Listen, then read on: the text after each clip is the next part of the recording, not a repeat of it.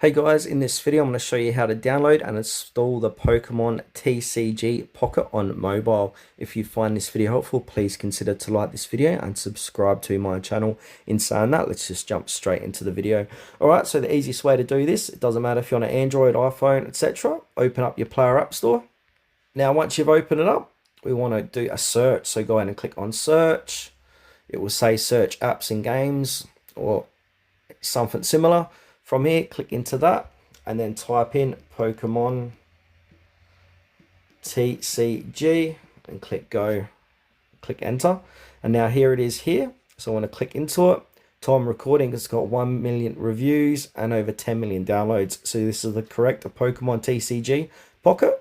So go in and click on the blue install button. And what this is going to do, this is going to download this onto your device and then it's going to install it at the same time. It's about close to 200 megabytes installed at this point in time. So be mindful, it's going to use almost up to 200 megabytes of data. Once that is downloaded, it's going to install. Then from there, go ahead and click on play, and then you might need to create a new account or sign in.